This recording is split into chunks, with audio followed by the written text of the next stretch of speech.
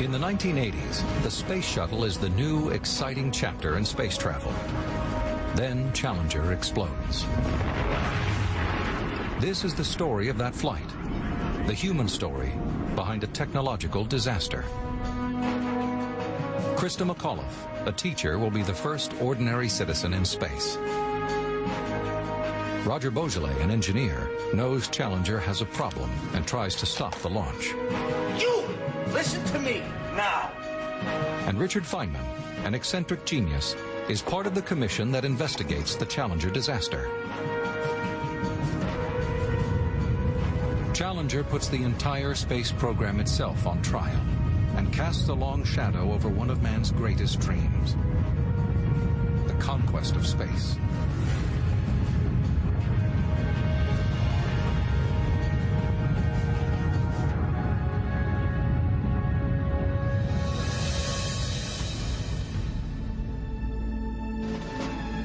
Kennedy Space Center.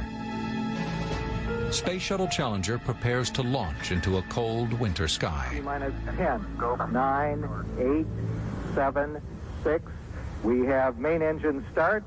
4, 3, 2, 1, and liftoff. Liftoff of the 25th Space Shuttle mission, and it has cleared the tower. Engine's throttling up, 3 engines now at 104%. Challenger, go at throttle up. Roger, go at throttle up. 1 minute 15 seconds, velocity 2,900 feet per second.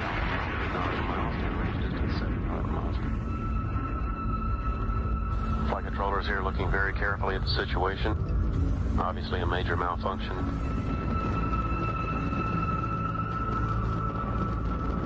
President Reagan cancels his State of the Union address to speak to a shocked world. The crew of the Space Shuttle Challenger honored us for the manner in which they lived their lives. We will never forget them, nor the last time we saw them, this morning, as they prepared for their journey and waved goodbye, and slipped the surly bonds of Earth to touch the face of God.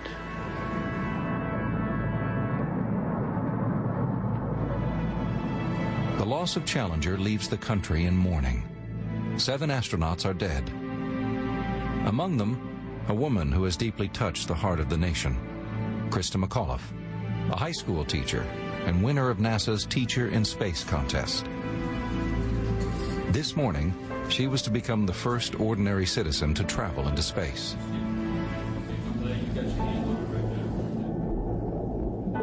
Her dream now lies shattered on the ocean floor.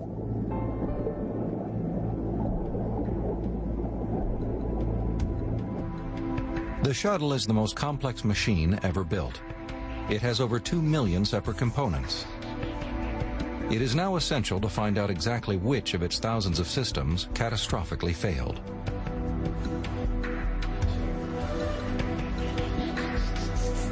Within days, President Reagan sets up an inquiry, named the Rogers Commission after its chairman, William Rogers.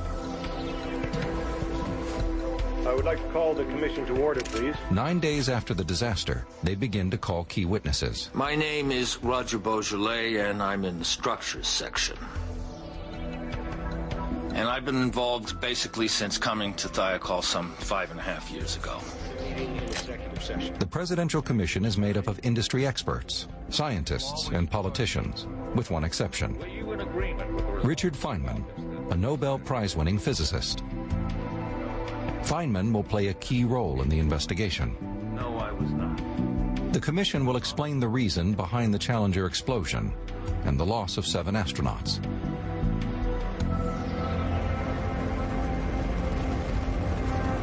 The story of the Challenger mission starts almost 2 years before launch in the town of Concord, New Hampshire.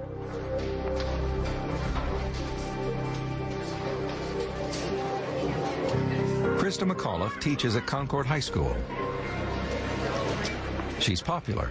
Her enthusiasm fires up her students. Like all the best teachers, Krista brings her subject to life. Krista's expertise is social history, and she's especially interested in the diaries of ordinary women in the 1800s who moved west with their families across America. She works these stories into her course called The American Woman. Now, history isn't just about politicians or generals or explorers. It's also about the wives who kept their families together while the men were off exploring. Everyone makes history, and we are going to be reading about and listening to the people who don't usually get written about. I'm going to be asking more of the... Krista is a child of the space race and has grown up with a new pioneering dream. When she was just 13, she witnessed John Glenn, the first American to orbit the Earth. She's been fascinated with space ever since.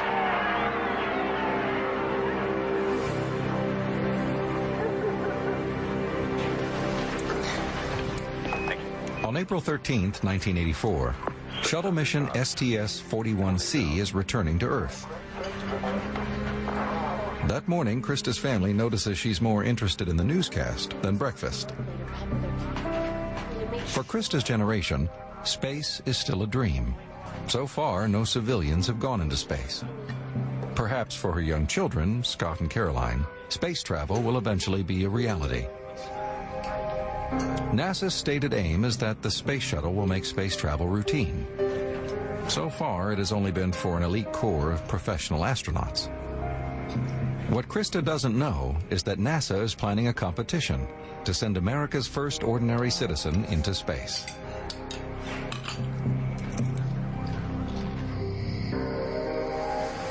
The announcement comes 4 months later, when Krista and her husband Steve stop for some burgers on their way home. Here we go. Don't say I never buy you dinner. Why do they only ever serve finger foods at these formal things? Well, I won't drag you along this time. You can't turn out to date your wife. Well, I know you don't like these things. Well, you do the same for me. A radio announcement catches her attention. Today I'm directing NASA to begin a search in all of our elementary and secondary schools and to choose as the first citizen passenger in the history of our space program, one of America's finest, a teacher.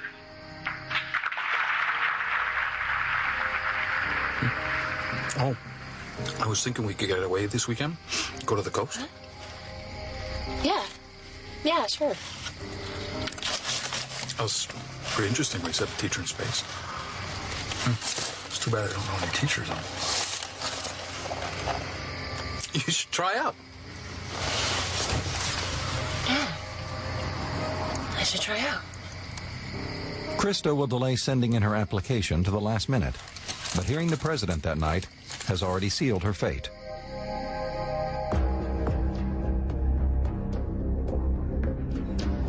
The Space Shuttle program is in full swing. 1 year from now, NASA plans to launch Challenger. At the engineering plant of Morton Thiokol, a NASA contractor in Utah, Roger Beaujolais and his colleagues watch as Discovery mission STS-51C come safely back to Earth. The engineers that work on the shuttle know that it is not a perfect machine. Like any new technology, it has problems, from cracks in turbine blades to faulty heat exchangers. Good.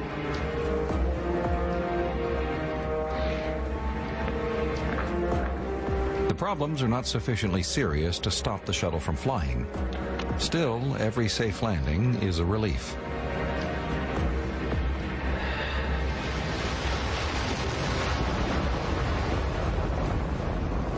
Morton Thiokol manufactures the solid rocket boosters for NASA.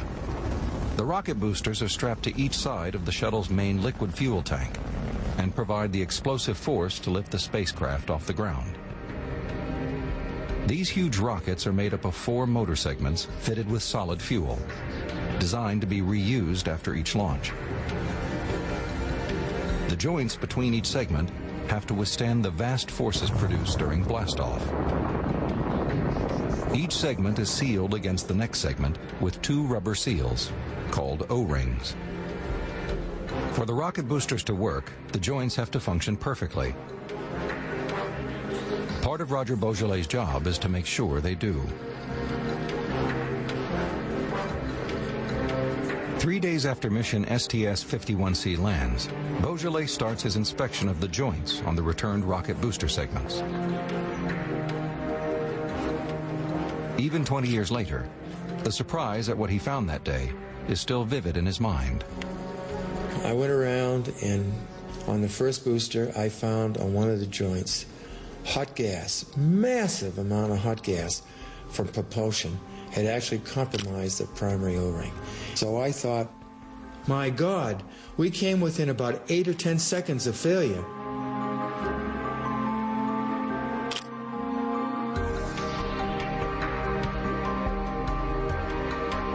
When the rocket booster sections are slotted together, the joint is sealed by 2 O-rings.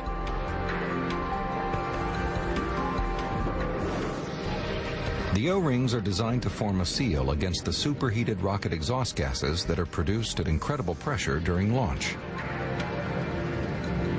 The first O-ring should do the job.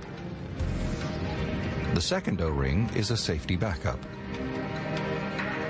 Beaujolais' photos of Flight 51C's joints reveal hard evidence there is a major design flaw. He discovers that hot gas has blasted past the first ring and burned the second backup O-ring.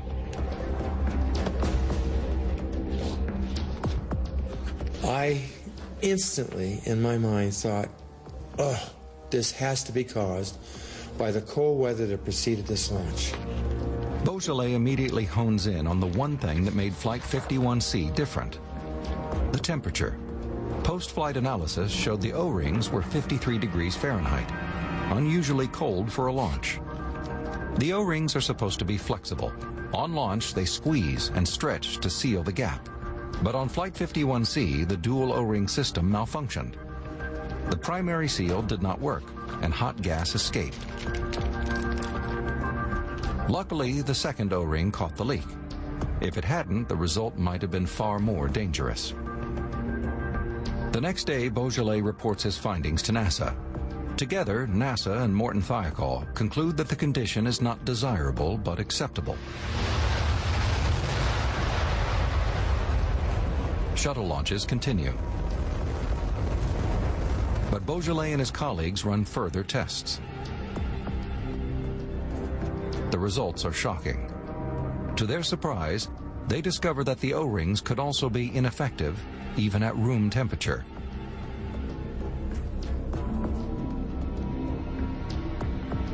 Beaujolais takes his findings to his boss.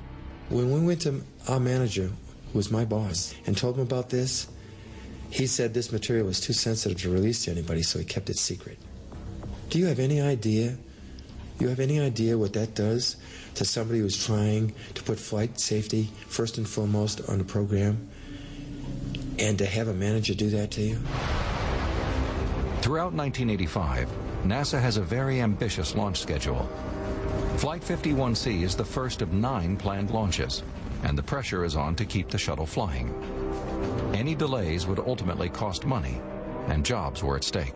They didn't want to hear because I believe they wanted to ensure for the company they would get the follow-on contract that was in negotiations with NASA at that point in time. That contract was worth over $1 billion. As the weeks pass, Beaujolais' frustration at the lack of action continues to eat away at him. Bob, did you read my memo? The O-rings, Bob? I really feel there's some urgency here. Well, the erosion was pretty bad after the last flight. Right, Bob. Right. I'll leave it with you. While Beaujolais struggles to be heard, NASA has already announced the crew for the Challenger flight, scheduled to launch in January 1986. The Challenger commander is shuttle veteran Dick Scobie. Scobie is made of the right stuff. He rose up the ranks in the Air Force to become a test pilot before joining NASA in 1978. He is a career astronaut and first flew the shuttle in 1984. The Challenger mission will be his first time as commander. His widow June remembers his excitement. Dick came home with such joy to say, they've announced the crew for Flight 51L, and I'm named the commander. It was a big celebration. I think we opened a bottle of champagne that night and celebrated. Only professional astronauts like Scobie have flown on board the shuttle. But by mid-1985, NASA is confident enough in the shuttle's safety to allow non-specialists into space. Senator Jake Garn, chair of the committee that funds NASA, and Sultan Salman, a Saudi prince, are scheduled to fly in April and June this year. NASA's message is clear. The shuttle is safe. In the future, space flight will be for everyone. Well, I think everyone was eager for space flight to be more accessible for people. And they were probably too eager to make that happen. Dick was concerned. I can remember him personally saying that, that we're not ready to just fly anyone into space. I mean, we still need trained astronauts to be prepared for emergencies. The Senator and Saudi Prince flights are successful, but create little public interest. NASA wants to regenerate enthusiasm in the space program, and putting an ordinary citizen into the shuttle is their best hope. Their Teacher in Space competition is gaining national interest. It is 2 months since Krista McAuliffe sent off her application, and tomorrow she has her first interview with NASA. If she gets it right, it's the first phase of a long and grueling selection process. If she gets it wrong, she loses a once-in-a-lifetime opportunity to fly into space. With help from her husband Steve, she rehearses by taping her presentation. It's easy to chronicle military, political, and economic history, but social history is harder. I mean, a lot of Americans feel that the space program doesn't belong to them, and I would like to make them feel that it does. I want to bring back my perceptions of what an ordinary person sees from the shuttle. Okay, cut there. Yep. These clothes are not right. Well, I thought that was good. Here, what do you think of this? Sweetie? Yeah, I like that. I liked what you had on before. Listen, I don't know. What about this? You like this? How about this? Huh? That's good. It's not right. We have to do it again. I thought it was good. Hey. Hey, there's a Zoom. Steve, can you bring up the blue dress? Huh? The blue dress? Yeah. Krista gets it exactly right. She makes it through to the next round. Inspired by the pioneering women of American history, she told the judges that she too plans to keep a journal of her journey in space. Out of 11,500 applicants, Krista is now only one of 114. She is on her way to space.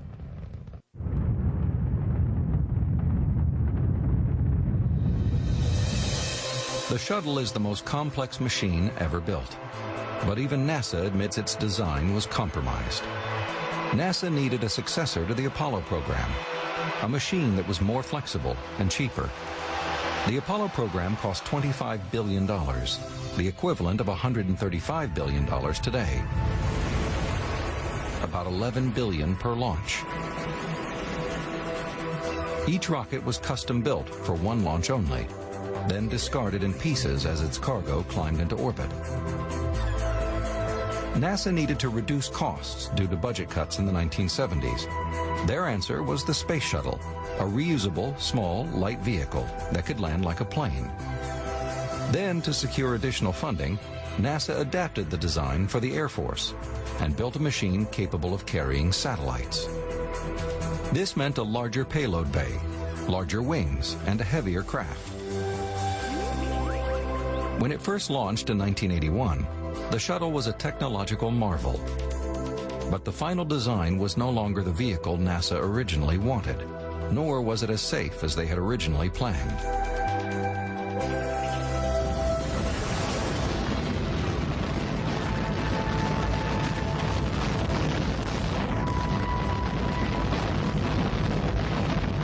The increased size requires the shuttle to be positioned alongside the solid rocket boosters, instead of above.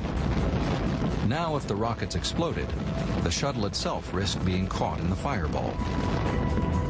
NASA promised a machine that would make spaceflight routine. By 1985, they are struggling just to keep the machine in service. The public watches in awe, unaware of the potential for disaster.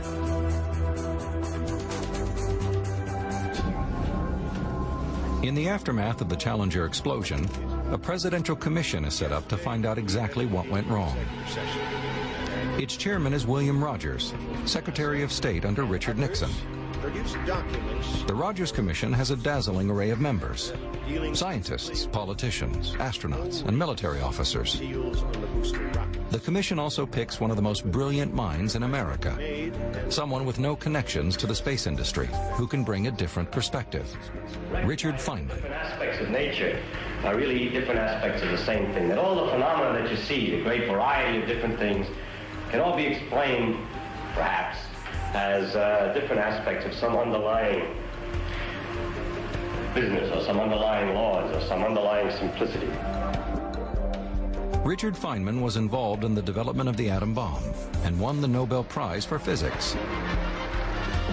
He's known as a free thinker, an intellectual maverick, a genius with a sharp sense of humor and a love of bongo drums. He's also undergoing treatment for cancer.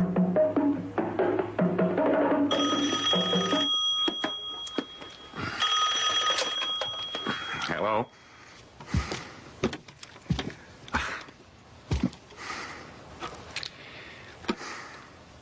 Now, I've told you, Bill, I've spent a lifetime avoiding Washington, so right now my answer would have to be no thanks.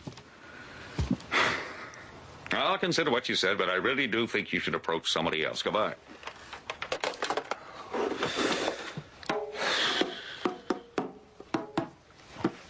There you go. Who was that? Do you remember an old student of mine, Bill Graham? No. Well, apparently he's now the deputy administrator for NASA. What did he want? He wants me to serve on this presidential commission that's investigating the Challenger accident. What did you say? I said no. I've spent a lifetime avoiding Washington. I'm too old to get mixed up with the political shenanigans that go on in that place. I think you should do it. Oh, well, there's plenty of others just as qualified. There may not be anything, but if there is, you'll find it. There isn't anyone else who can do that like you can. I see you're appealing to my vanity. It usually works.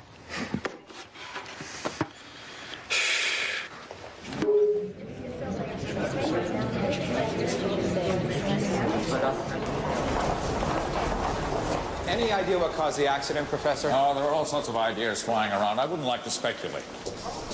What do you think you can bring to this inquiry? Well, in science, sometimes you get a better understanding of a problem by looking at it from a different angle. Maybe that's what I bring, a different angle. Ed, what do you say to those people who are convinced that this commission will be a cover-up? Listen, I was talking to a bunch of rocket engineers the other day, and they were discussing a certain problem. They described this problem as being a pressure-induced vorticity oscillation. I said, do you mean a whistle? They said, yeah, a whistle. It's not the cover-up we have to fear. It's the truth obscured by arcane language. Or maybe that's where I bring an edge. I'm not bamboozled by the language of science.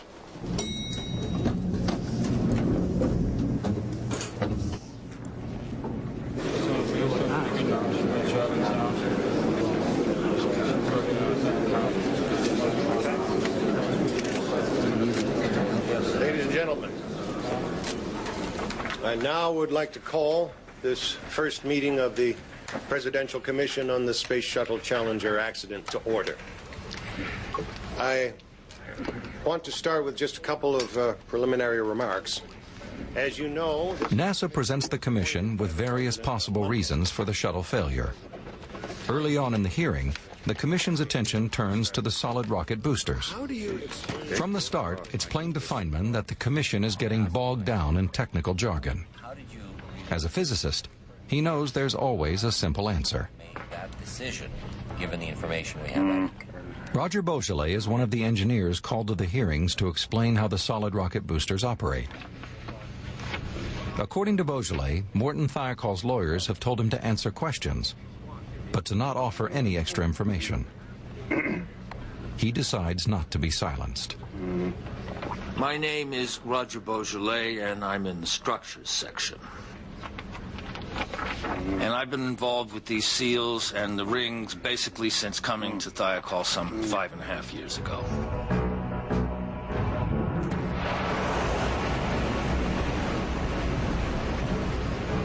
NASA and Morton Thiokol already suspect that the solid rocket boosters are somehow to blame.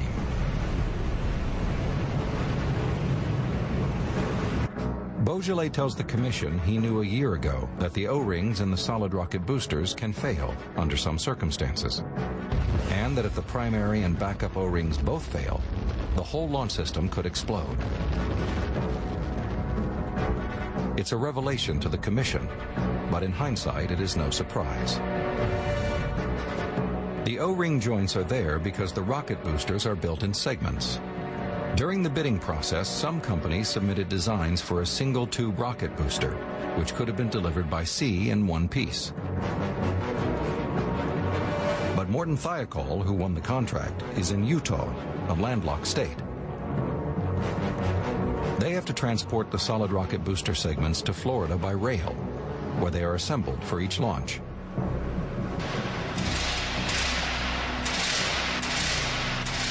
Making the rocket booster in segments creates its weakest link. The joints have to be gas tight. If any of the seals leak, superheated rocket exhaust will escape, potentially causing a catastrophic explosion.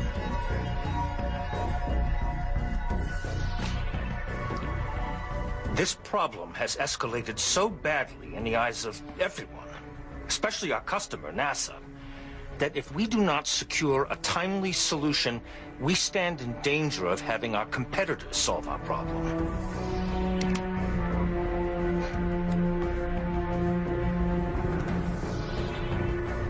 Throughout the spring of 1985, Beaujolais struggles to get Morton Thiokol management to take his O-ring seal concerns seriously. It was like I was talking to a solid piece of granite. No response, no reaction, no emotion, no anything. We all knew that the joint was defective, and we had no choice but to fly because that's what the managers insisted on. And so it was our job to keep it flying as safe as possible, but we didn't take that lightly. If Beaujolais is right, it will only be a matter of time before something will fail.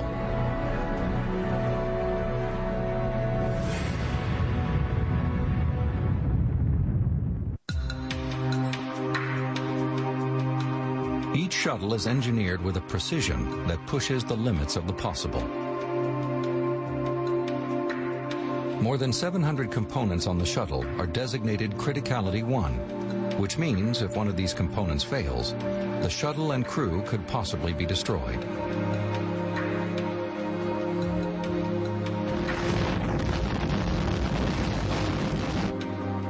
The engineers know that it is still an experimental machine. Their job is to find and deal with the problems and keep the shuttle flying.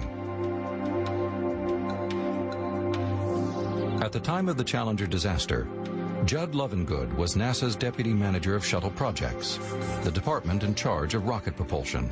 There were problems on the main engines. We had cracks in heat exchanger wells that we discovered. We had turbine blades that were cracking.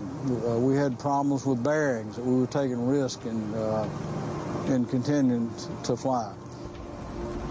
If you got a multi-billion-dollar program like we had, that cost a lot of money to stand down.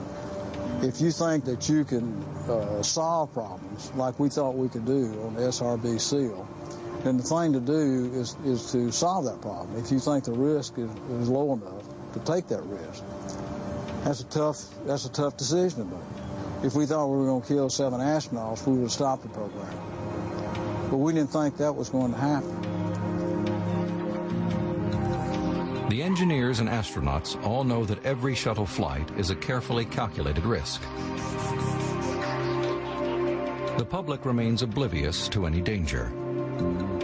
Even though Beaujolais and his colleagues have discovered the O-ring problem, NASA's Teacher in Space program suggests that space is safe enough for anyone. From Cape Kennedy next January, you will be representing that whole... President Reagan even jokes with the candidates. You will be the emissary to the next generation of American heroes. For the lucky one who does go up in the shuttle, I have only one assignment. Take notes. There will be a quiz after you land. 114 teachers are in Washington for tests and interviews. Among them is Krista McAuliffe. Another candidate is Dick Methia. Krista and I met very quickly because we were New Englanders, so we became buddies real fast. Some of these teachers had climbed the highest mountains. Some of them had gone on Atlantic voyages with 3 colleagues. Some of them had been national presidential award winners, and we just looked at each other and said, what are we doing here? So we decided, I think at that point, Krista and I, that this was a gift. We didn't earn it, and we weren't going to go any further. So let's just enjoy the ride. After 6 exciting days in Washington, D.C., Krista returns home, convinced her big adventure is over. But just 2 days later, she gets a late-night call from NASA. She's made it to the final 10. So has her fellow New Englander, Dick Methia. It made us think a lot about what NASA was really looking for, and I think what they were looking for was a common touch, somebody who could relate to the general population, somebody whom the common person in the street could say, hey, she's just like me. She was so wonderfully human. The consummate educator in that sense, always giving. And she was also a lot of fun. She laughed all the time. And she would bring laughter to a group that wasn't ready to laugh. The 10 finalists are put through a series of grueling psychological and physical tests. Oxygen uptake, reaction times, tolerance of confined spaces. Everything is measured, charted, and assessed. It's an exciting time for the finalists. NASA will choose one of them for the adventure of a lifetime. But Dick Scobie, Challenger's commander, is concerned. He knows this is more than an adventure. He fears the teachers do not understand the risk. It was not an airliner to fly passengers in space, and he knew full well that Public Affairs Office for NASA was involved in putting a smile on all of this spaceflight opportunities. So when I saw Dick's concern, I asked him if it wouldn't make him feel better to talk to the teachers, the finalists, the 10 finalists. And he had already been thinking that that would be the important thing to do. The real dangers of spaceflight hit home when Commander Scobie gives a talk to the final 10 candidates. He came in wearing his workaday flight outfit, and he regaled us with wonderful stories about what life was like in microgravity. And then there was a pause, and he said, but remember that when you're strapped into the crew cabin, you're sitting on a ton of fireworks. And the conversation got very silent at that point, and he didn't have to go any further. We knew what he was talking about because it was that fact that each of us had shared along the way with the people we loved most. And it was a thing that frightened them most. Scobie tells them the stark truth, that space travel is dangerous.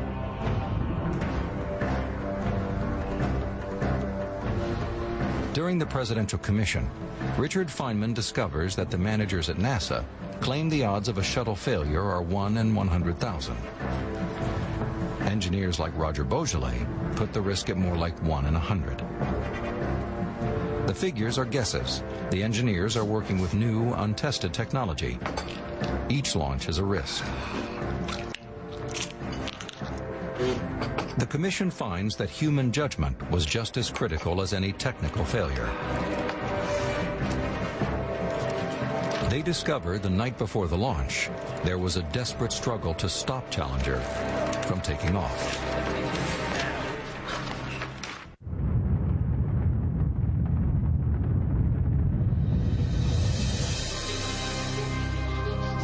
Despite the O-ring damage on Flight 51C, NASA continues its launches.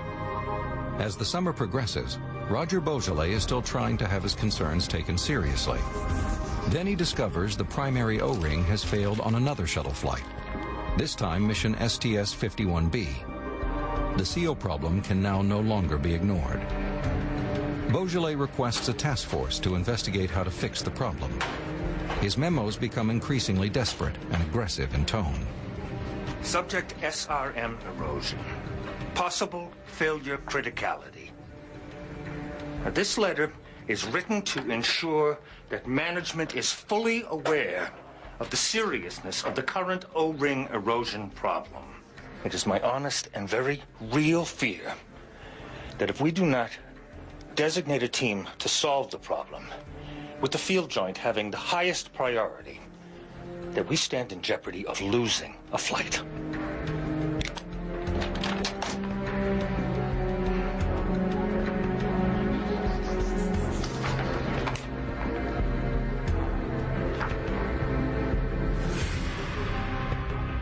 We were writing these memos to try and start a little flame underneath it, to be able to get something done, because we were concerned.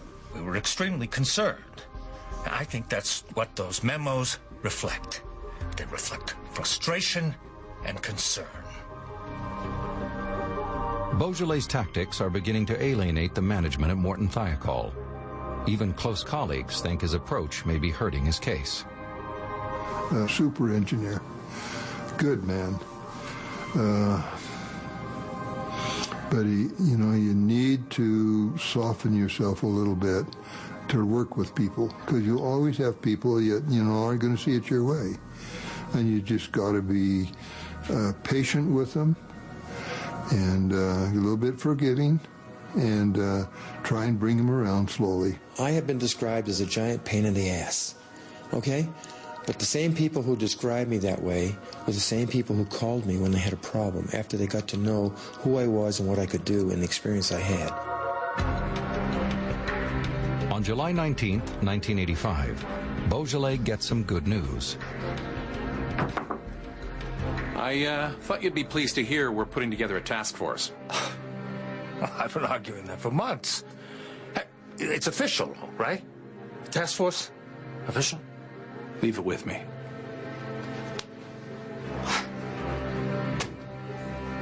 Finally, he believes he can do something about the O-rings.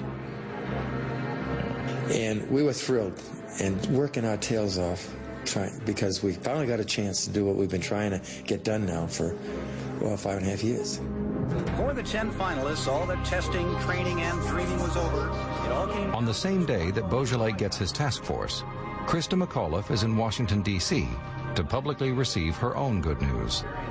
By unanimous vote, she is the teacher in space.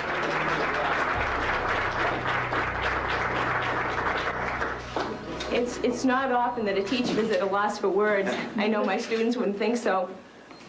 I've made 9 wonderful friends over the last 2 weeks. When that shuttle goes, they might be one body. But there's going to be 10 souls that I'm taking with me. Thank you. That was quintessentially Krista. Again, thinking really in that moment of her greatest triumph, her thoughts were about us. And she was really special in that way. It's the start of an amazing experience.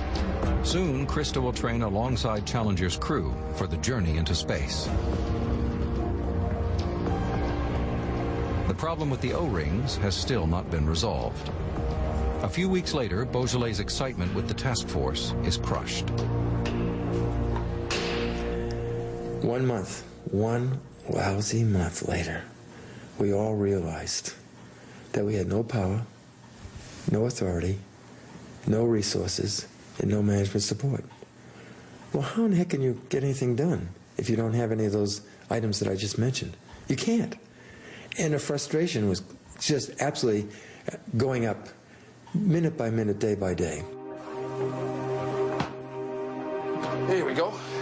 2 months after her selection, Krista is about to leave home to start 4 months of training at NASA.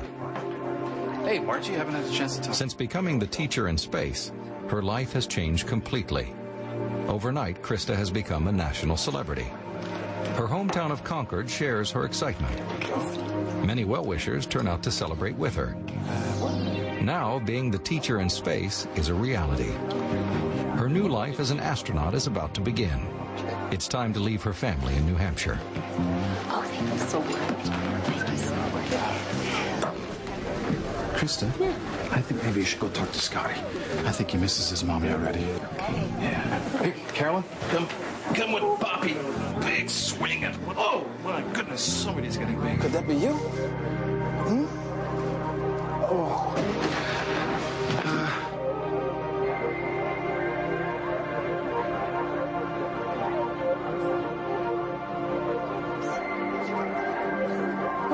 I'd like to raise a toast to Krista and her adventures in space, and well, thank you all for coming. To Krista.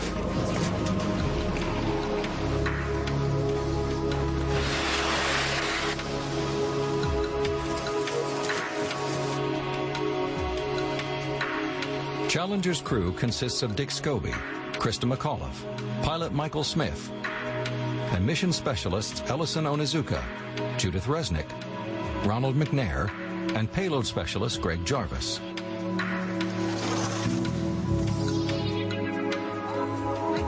Krista now has to learn everything they already take for granted.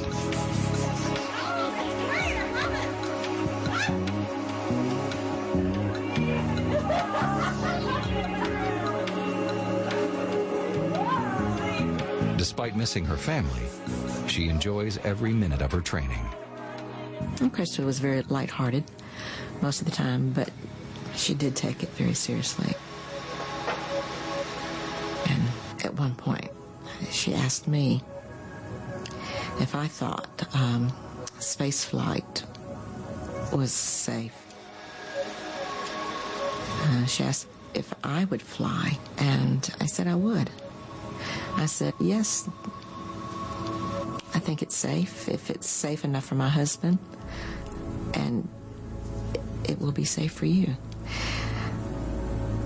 But I've regretted those words many times since then.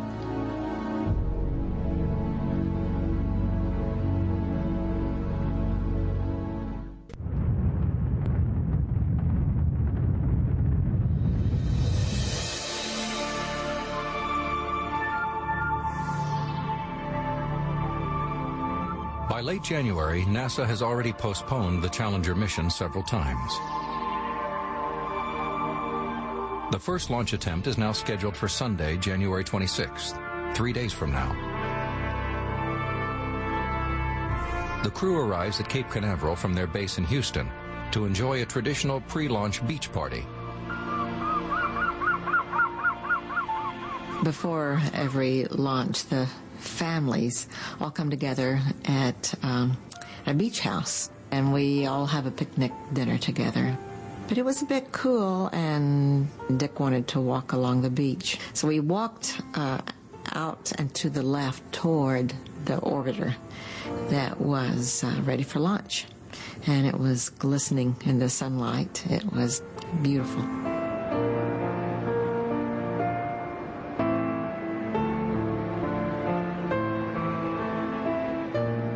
We splashed in the water like kids and came on back to the beach house to the others. And the mood changed from those last wonderful hour together.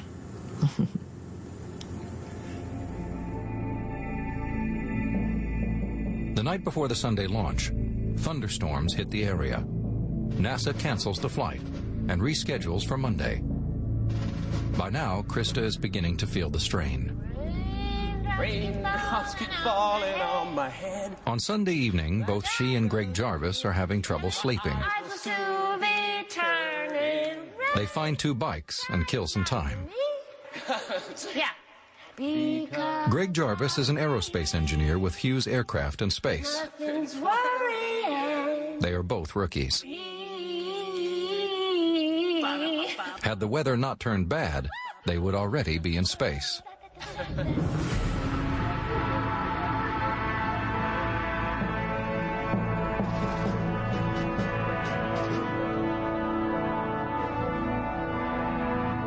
The next morning, Krista and her crewmates take their places in the shuttle. Now there is a new problem with the external handle used to lock the access hatch. Countdown is halted while engineers assess the situation. The handle is jammed. We got a problem on removing one of the screws on the milk stool. It appears it might have to be drilled out. After 2.5 hours, the technical crew have to use a hacksaw to cut away the handle. They are ready to go, but they have lost precious time. The wind is now too strong. At 12:36 p.m. Eastern Standard Time, NASA scrubs the launch. The news reporters were blasting NASA for not being able to get a flight off on schedule, to launch a flight. And even though the crew wasn't responsible for launch dates and times, they took the negative comments very personal. They had a lot of pride in their mission, and they wanted it to be successful.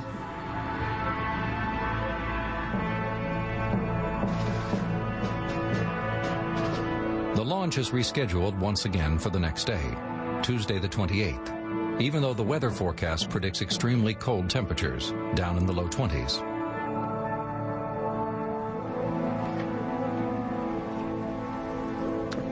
I first heard about the cold temperatures prior to the launch at 1 o'clock on the day before the launch. And from past experience, it just concerned me terribly. And so we began to question the feasibility of launching at such a low temperature. And we spent the rest of the day raising these questions. And the O-ring was your concern? Yes.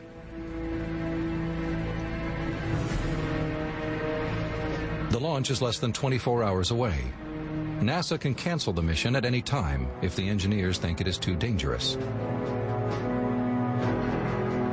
The temperature the next day is predicted to be more than 10 below freezing. A shuttle has never launched in temperatures so low before. A decision to fly or not has to be made. With just hours to go, Roger Beaujolais is part of a desperate attempt to try and stop the launch.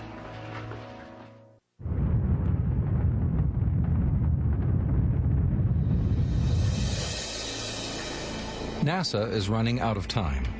Tomorrow they need to launch by 12:38 p.m. at the latest in order to reach the correct orbit. Challenger is under scrutiny because it has Krista McAuliffe, the teacher in space, on board. Everyone knows NASA wasted a perfectly good launch opportunity because they couldn't remove a jammed handle. With each delay, their public image takes a beating.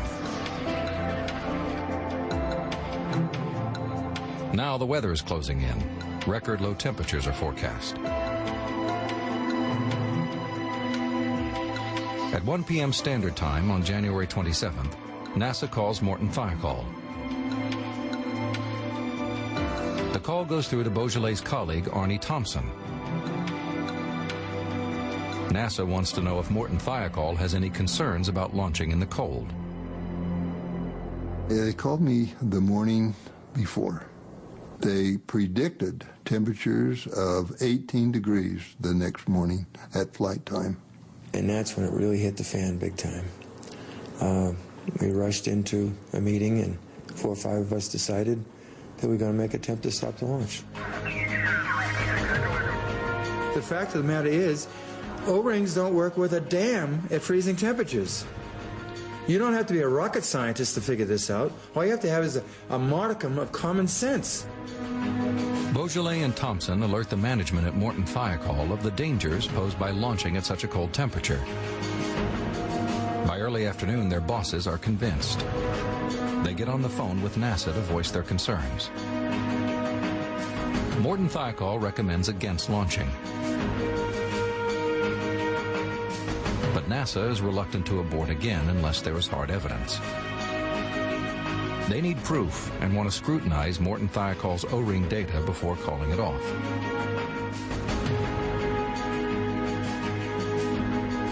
A conference call between Morton Thiokol and NASA is planned for 8:15 p.m. Eastern Standard Time.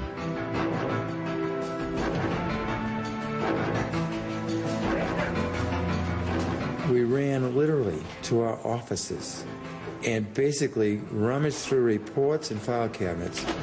Just grab the current data and go. We had 45 lousy minutes to prepare for the most important technical meeting of our careers.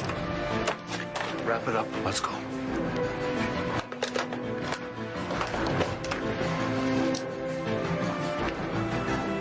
It was now quitting time. Everybody left. We were on our own. Never before in the history of spaceflight had there been a company stand up and try to stop a launch of anything. I'm talking about unmanned as well as manned. Nobody, no company has ever done that.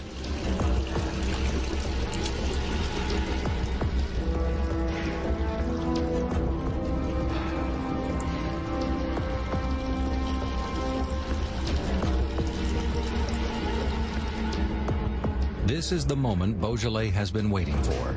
Finally, after a year of memos and calls, he has a chance to be heard.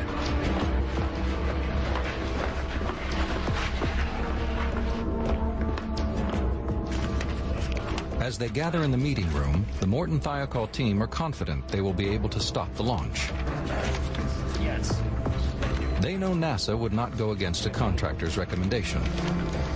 By 8:45 p.m., the call from NASA is connected. Kennedy Space Center is responsible for all launches. Larry Malloy is NASA's manager of the Solid Rocket Booster Project. The Marshall Space Flight Center in Alabama is responsible for all rocket and engine systems. Leading the team is Deputy Director of Science and Engineering, George Hardy. The management team in Morton Thiokol is Senior Vice President Gerald Mason, Joe Kilminster, Vice President of the Space Booster Program, and Robert Lund, Morton Thiokol's Vice President of Engineering. By the time the teleconference starts, launch is just 13 hours away. The success of this mission and the lives of the 7 astronauts hang on one simple question. How will the O-rings react to the cold temperatures predicted for launch the next morning? At low temperatures, the O-rings are not so elastic. They won't seal properly. It'll be like putting a brick into a crack versus a sponge. The grease, too, will be affected. It will be thicker and not as slick. We will have a higher O-ring actuation time, and if that happens, we will approach the threshold of secondary seal pressurization capability. So we have a situation where neither the primary seal nor the secondary seal will function. After half an hour, the presentation is finished, and spirits among the engineers at Morton Thiokol are high. I'm a little confused by your presentation, Thiokol. You're telling me that we can't launch under 53 degrees, yet your own data suggests that you had blow-by on the O-rings when we launched at 75 degrees. The blow-by was definitely worse at the lower temperature. Then Malloy asked for Morton Thiokol's launch recommendation. Their decision comes down to Joe Kilminster. I have maximum of a 10% confidence that he's going to stand by what we went into the meeting with, and that was everybody was totally supportive of not launching.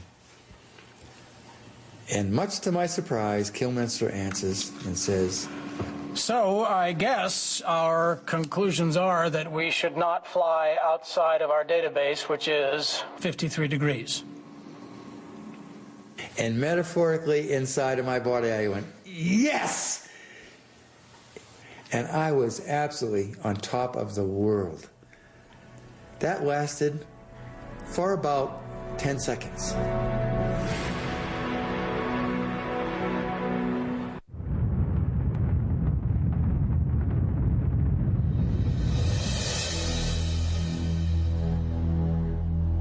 The engineers at Morton Thiokol are confident NASA will stop the Challenger launch. They now wait for the official response. For God's sake, Morton Thiokol, when do you want me to launch? Next April? You guys are generating new launch criteria here. Joe, we have been flying for 4 years with a known condition in these joints considered and accepted by Thiokol, accepted by me and all levels of NASA management. Think about this. Think about your data. Now, to the layperson, that might not mean much, but to us inside, in the program, fully knowledgeable of what's going on, those are metaphorical buzzwords for you're screwing up my launch schedule. Only NASA can postpone a launch. All Morton Thiokol can do is make a recommendation. Now, Larry Malloy at Kennedy asked George Hardy at Marshall for his opinion. When George speaks, everybody listens, because George is one of the most highly recognized engineer managers on the program. Thiokol, I am appalled. But I won't go against the contractor. In that case, I can't recommend launch. It's the second no vote, because he would not overrule the contractor. But it's also something else. When he said he was appalled, that was a killer. Absolute killer. With their next multi-million-dollar contract still under negotiation with NASA, the Morton Thiokol managers are under intense pressure. At this point, Senior Vice President Gerald Mason intervenes. Joe, ask him if we can take a 5-minute caucus offline. Larry, could we take 5 minutes? We have to make a management decision. Let's look over the data again and consider Larry Malloy's points. Now, if we launch at the predicted temperatures, we are out of our experience base. Even if we take 40 degrees as the temperature floor, we are still way out of our database. In launching at these low temperatures, we are moving away from goodness. We're covering the same ground again. We're just spinning our wheels. To the engineers' dismay, the managers ignore them and hold a private conversation. The 5 minutes soon stretches into half an hour. It's clear the managers are changing their minds. Thompson makes a last-ditch effort to stop the launch. And during this so-called private meeting, while we're offline, I could hear and see the way it was going. And I did something I probably would never do again even. I picked up all my charts and went up to the middle of the table because there was a vacant chair there, and I went through the whole thing, or, as much as I felt I had time, and the resiliency data and some of the other things that are associated with it, and my worried about flying even at room temperature. Finally, I looked up at Jerry's face, and that was pretty grim.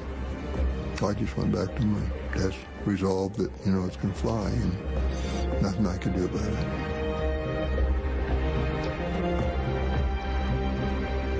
I am so angry and so mad and so frustrated that I slammed the photographs down and I'm screaming at them, because I saw what they did to Arnie, to look at the photographs and not avoid what they're telling us. It's very simple, guys. The lower the temperature, the more hot gas gets past the joint, as you see in this photograph of the January 1985 flight. I got the same identical treatment as Arnie got. And so I angrily picked up the photographs and returned to my position at the table. And I basically put my head down on my arms, and I was so close to losing it.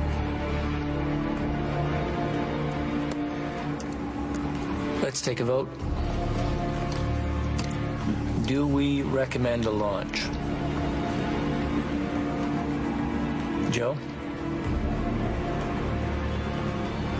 Every stinking piece of data we had, 14 charts, one of which was the title page, pointed to a reason not to launch. You can't launch with this data. It's impossible.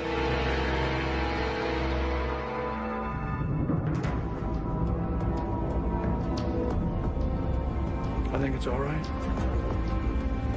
The vice president of engineering is on the fence, and now he's being pressured to change his mind.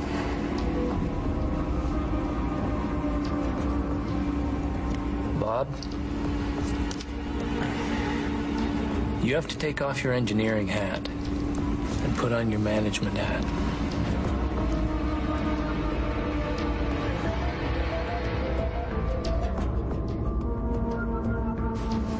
Hello, Kennedy. Marshall. Yeah, I hear you, Joe. Marshall here. Our position is that although temperature effects are a concern, the data predicting blow-by are inconclusive. Now, are there any disagreements or any other comments concerning the thiacol recommendation?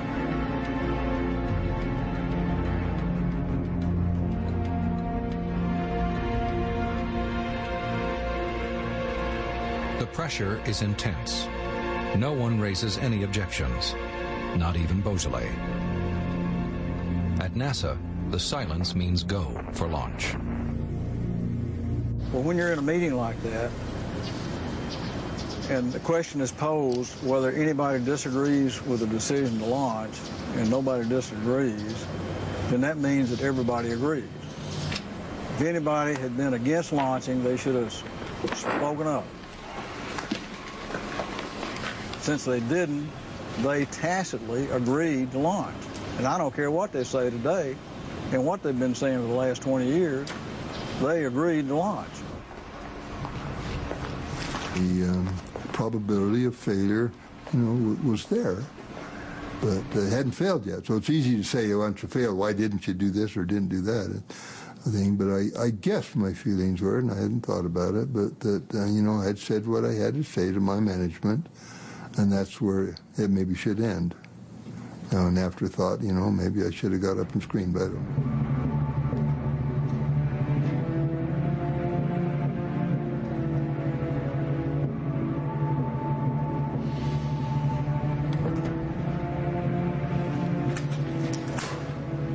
They had 6 months to prepare, and they didn't, and they tried to do it in an hour. And I really regret the decision being made. But given the data that we had and what we knew, I think we made the right engineering decision.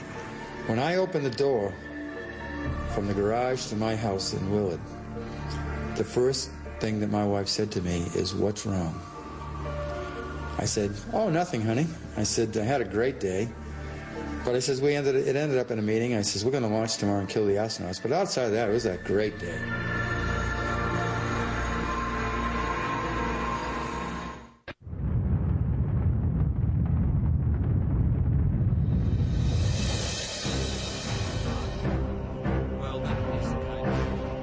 As the Presidential Commission progresses, Richard Feynman is shocked to discover that NASA knew about problems with the O-ring seals. They learn their performance in the cold is a major concern. Then the weekend after the start of the commission, the New York Times breaks the story. The next day, a closed session is called to investigate the allegations. It just concerned me terribly. And the O-ring was your concern? Yes. Feynman and his colleagues learn of the teleconference the night before launch between NASA and Morton Thiokol, and that the engineers' concerns were overruled. They start to piece the evidence together. It soon becomes clear that the engineers warned about the extreme low temperatures and wanted to postpone the launch. Feynman is determined to get to the bottom of what happened. The commission focuses on the decisions made the night before the disaster. First, Feynman questions Robert Lund, the chief engineer at Morton Thiokol. Could I ask you a question? Could you tell me, sir, the names of your 4 top SEAL experts in order of their ability? Roger Beaujolais, I think, would be first. With Arnie Thompson, I'm not sure who the best is. It's number 1 and 2. Jack Cap, Jerry Burns. Now, let me ask one further question. What is your opinion, Mr. Beaujolais, about the SEALs, about the decision that was made? Were you in agreement with the result of the caucus that decided it was okay to fly? No, I was not. Mr. Thompson? No, I was not in agreement. Mr. Cap? He's not here. Well, does anyone know what his position was? Yes, I talked to him. I said, Jack, what did you really feel? And he said, I would have made that decision, given the information we had that evening. Would or would not? Would have made the same decision. So it may be that he was in agreement. Yes, he was in agreement. I can't put it closer than that. And the 4th man's name? Jerry Burns. I don't know. So, of the 4, we have 1 don't know, 1 maybe yes or very likely yes, and 2 who were first mentioned as being without doubt the SEAL experts. They both said no. That's all the information I need. Thank you. That's all. It's now clear to the Commission that Beaujolais and Thompson's last-minute attempts to stop the launch were overruled, and that NASA's senior management made the final decision.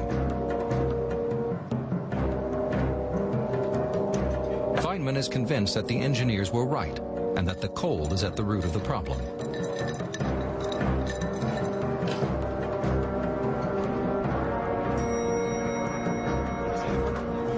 Following the New York Times revelations, the Commission is big news. Professor, can I have a minute?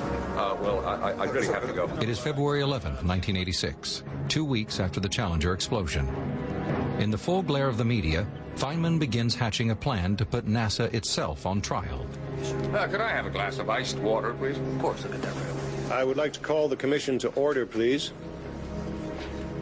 Morden Thiokol provides segments of the rubber O-ring for the commissioners to inspect. Our request that we were able to discuss. It is NASA's manager of the solid rocket booster projects, Larry Malloy's turn to testify. With officials from NASA.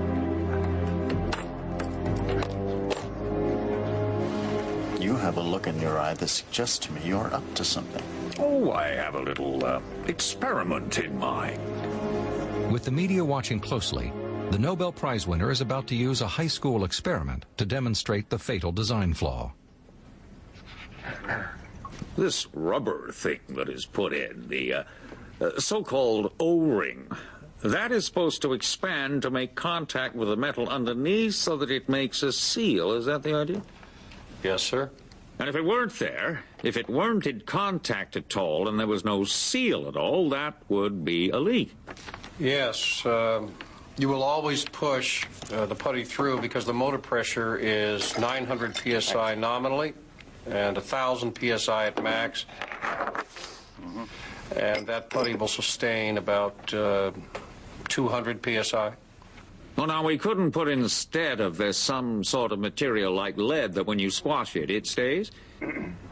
It has to be that it expands back because there is a little bit of play in this joint and it has to be able to come back. I mean, it's a rubber material so that it comes back when you move a little and it stays in contact. Is that right? Yes, sir. This seal, in order to work correctly, it must be rubber, not something like lead. Yes, sir. Because when the seal moves a little bit, when there is vibration and pressures, it would lift the lead away, which the rubber expands in place? Yes, sir. So it's important that it have this property of expansion. That is correct. If this material weren't resilient for, say, a second or two, that would be enough to be a very dangerous situation. Yes, sir. I took this stuff that I got out of your seal and I put it in ice water. And I discovered that when you put some pressure on it for a while and then undo it, it doesn't stretch back. It stays the same dimension. In other words, for a few seconds at least, there is no resilience in this particular material when it's at a temperature of 32 degrees. I believe that has some significance for our problems. It is a memorable moment. Feynman's simple experiment has made the technical problem easy for everyone to understand. But what is not easy to comprehend is why NASA allowed Challenger to launch. They knew the danger, took a calculated risk, and lost.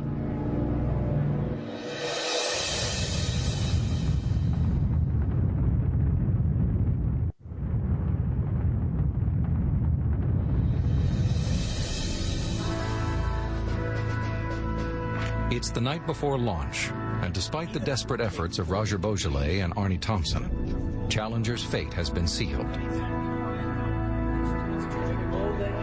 In Utah, there is despair. In Florida, there is only anticipation. At the Kennedy Space Center, Krista McAuliffe says her last goodbye to her husband. And make sure Caroline is ready for the noise. Yeah, no, she knows what to expect. I've walked it through with her. Okay.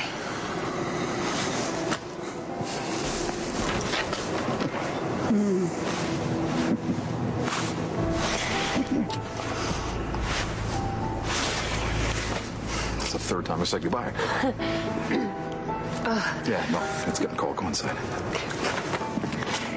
Did I tell you I love you? Yeah, you mentioned it. Have a great flight.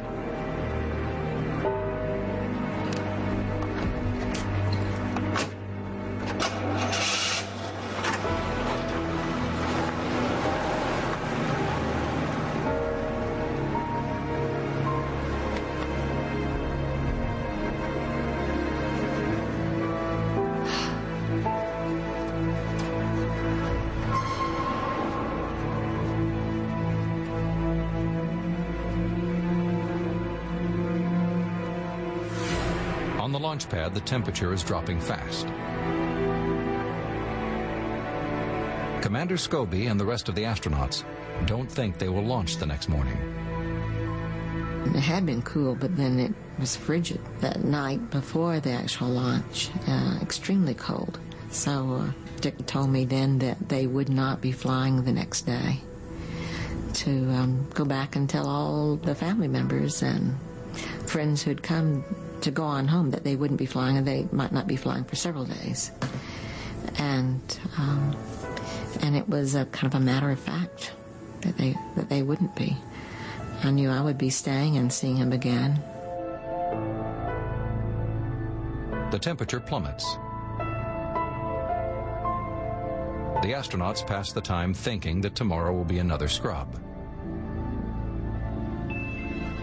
Out on the launch pad, icicles as long as 18 inches are forming on the shuttle.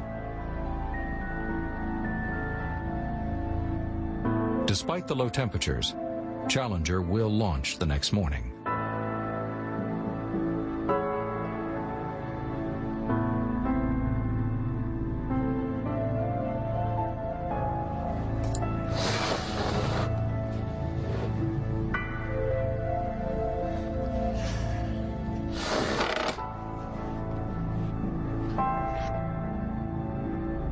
The temperature is 24 degrees.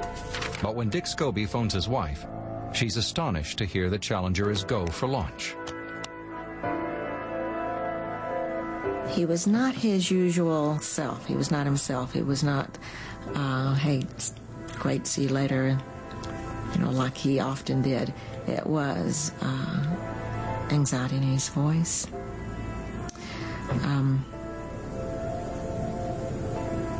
And so long, babe, I'll see you in a week. Those were his last words to me.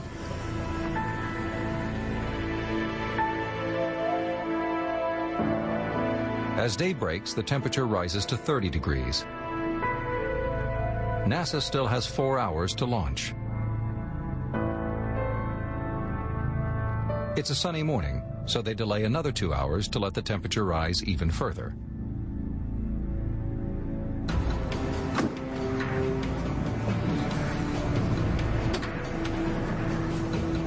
Will Mommy's spaceship make a lot of noise? I know. Just put your hands over your ears like this. See? You can't hear anything now, right? What's she doing? Let's go. Flight crew now. Commander Dick Coates, followed by Mission Specialist Dee Resnick, Ron McNair, pilot Mike Smith, followed by Krista McCullough, feature in space, Ellison Onizuka, and payload specialist Greg Jarvis. Big smiles today.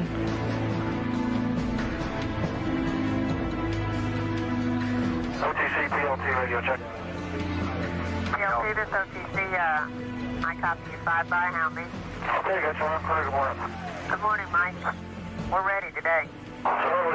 The teacher observer, Krista McAuliffe, has been handed an apple by the closeout crew. Good morning, Krista. Hope we go today. Good morning. Hope so too. OTC, PS2 radio check. Krista's parents and the rest of the astronauts' families are at the Kennedy Space Center to watch the launch.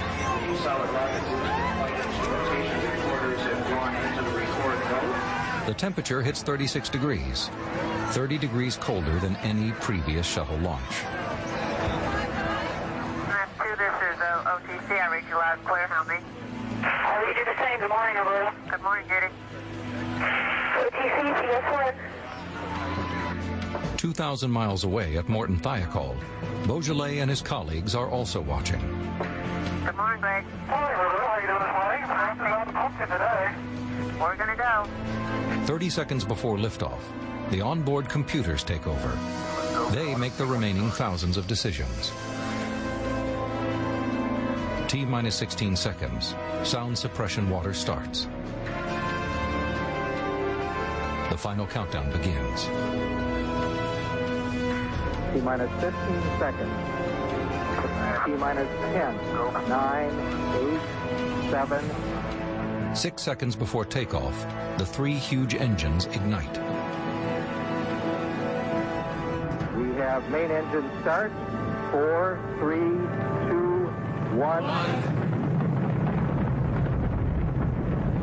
It launched and the air cracked with that 6.5 million pounds of thrust and the ground shook and they were off. Liftoff of the 25th Space Shuttle mission, and it has cleared the tower.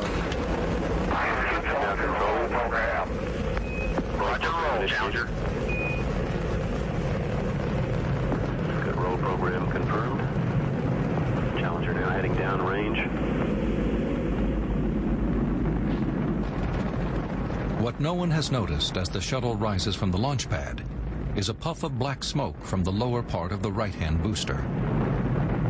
Due to the cold conditions, the O-ring has not expanded to seal the gap. Hot gases are leaking. The pressure of the gas has pushed aside the second backup O-ring. And we're sitting there, and the vehicle ignites and clears the launch tower, and I turn to Bob and whisper, Looks like we dodged the bullet. Because we had all expected it to blow up in the pad. Because that's what the propellant experts in engineering had told us.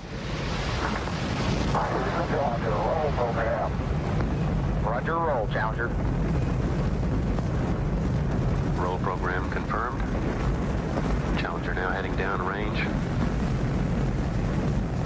Engines beginning throttling down now at 94%.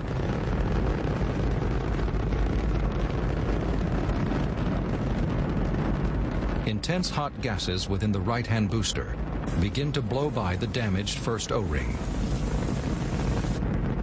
56 seconds into the flight, an entire section of the first O-ring has burned away. Hot gas starts to stream out past the displaced second O-ring. Cameras on the ground show a plume of fire from the booster. The flame is eating away at the wall of the booster, burning a bigger and bigger hole. 61 seconds. The flame is now in contact with the bottom of the external fuel tank, which contains flammable liquid hydrogen. 3 engines running normally, 3 good fuel cells. 64 seconds. The flame burns a small hole in the tank. As the hydrogen begins to burn, the plume changes shape. No one on the ground is aware of what is happening. 70 seconds. The flame burns through into the hydrogen tank.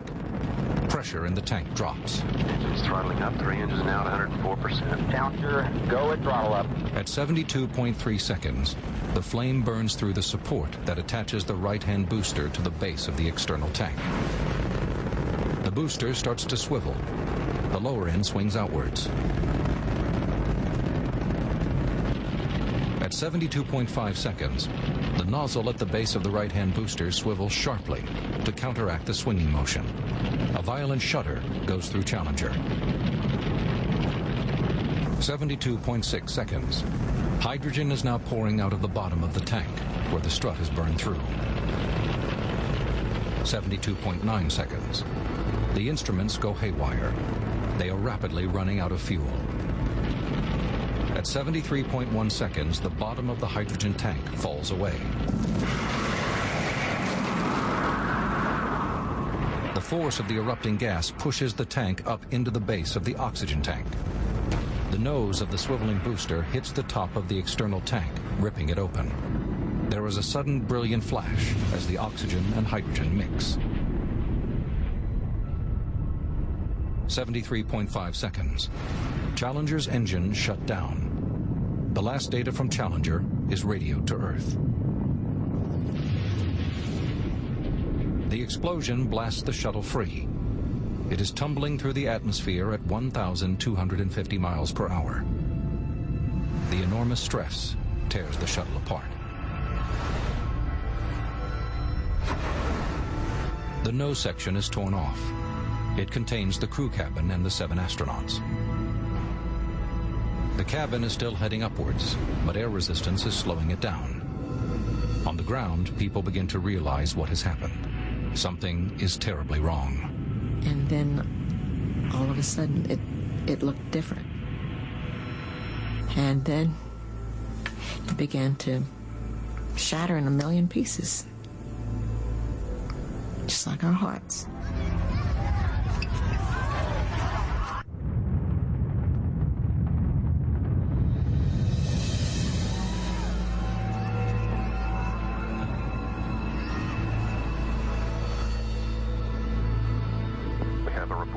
Flight dynamics officer that the vehicle has exploded. Flight director confirms that. We are looking at checking. All of the families, we all looked to each other with what has happened. They all looked to me. Steve in particular, I remember his eyes. He was in shock as well. We were numb. There were no words.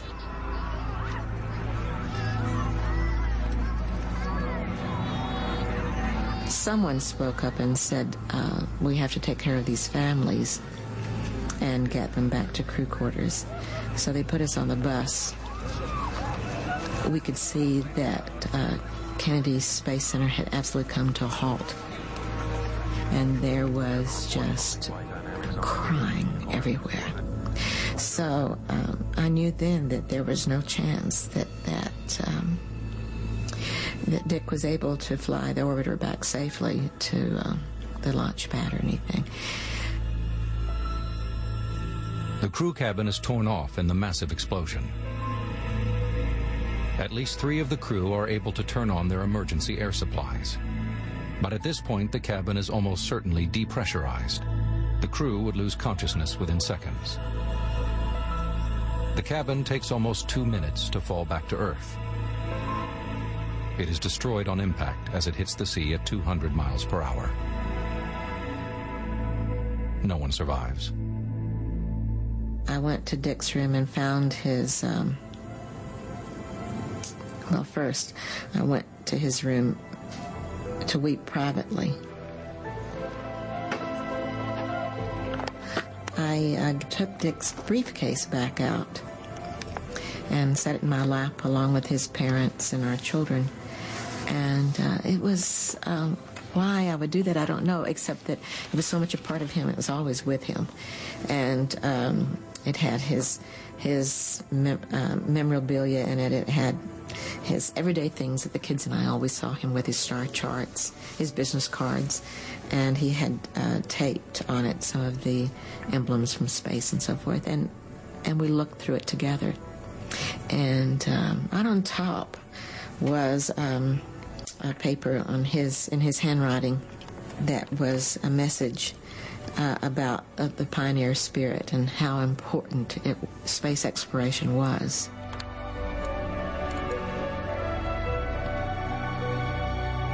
We have whole planets to explore. We have new worlds to build. We have a solar system to roam in. And if only a tiny fraction of the human race reaches out towards space, the work they do there will totally change the lives of all the billions who remain on Earth.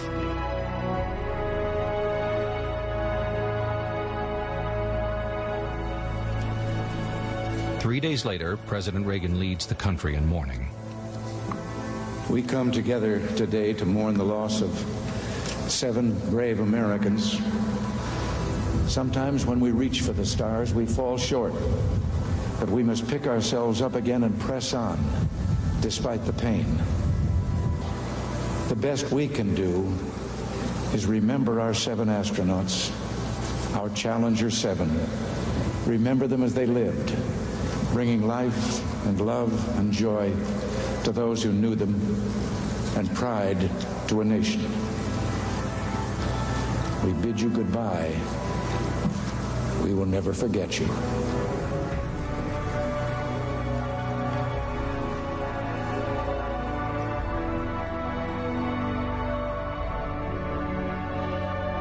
On May 2nd, 1986, the Presidential Commission investigating the Challenger disaster comes to an end. It finds that the cause of the explosion is the faulty design of the solid rocket booster joints, combined with other factors, primarily the effects of cold temperature. The commission concludes that no one person is to blame. Richard Feynman is unhappy. He believes the truth has been glossed over and insists that his own conclusions be added to the official report. He states that NASA is not communicating effectively with its suppliers and failed to recognize the importance of the O-ring problem. I don't think we've uncovered any grand conspiracy theories here. The truth is much simpler. What we found is that engineers and managers are not communicating effectively. It might be that NASA is understating the risks to ensure the supply of government funds, or they may simply believe that the shuttle is safer than their engineers claim. NASA owes it to the citizens from whom it asks support to be frank, honest, and informative, so that these citizens can make the wisest decisions for the use of their limited resources. For a successful technology, reality must take precedence over public relations, because nature cannot be fooled. Thank you. 2 years later, Richard Feynman dies of the cancer he has fought for 9 years. But with his work on the commission, he has done his country one last great service.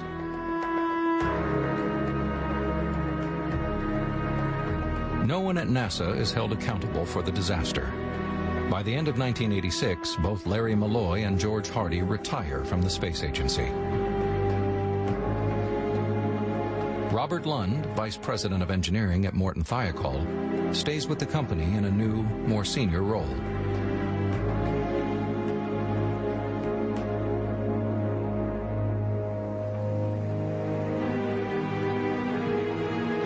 Roger Beaujolais' testimony irreparably damages his relationship with his managers and his co-workers.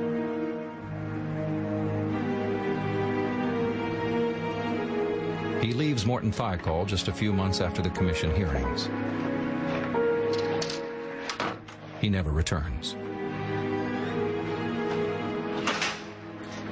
I did nothing wrong. I did everything right along with my colleagues. And we paid a horrific price. And that's unfair. And I would do it again in a heartbeat.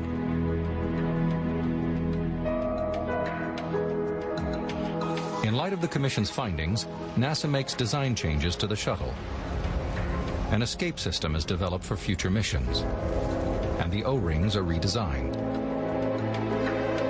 The joints now have a heated layer to prevent the effects of cold, and a third O-ring has been added. Arnie Thompson, Beaujolais' friend and ally, stayed on at Morton Thiokol as part of the rocket booster team.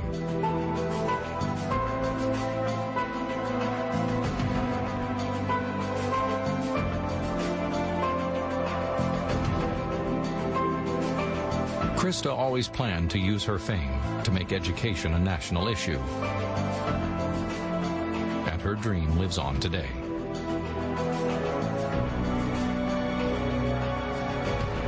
After the disaster, the astronauts' family set up the Challenger Learning Centers. They continue to inspire and teach a new generation of children across America and the world. Krista's memory also lives on in space. A moon crater and an asteroid are named in her honor.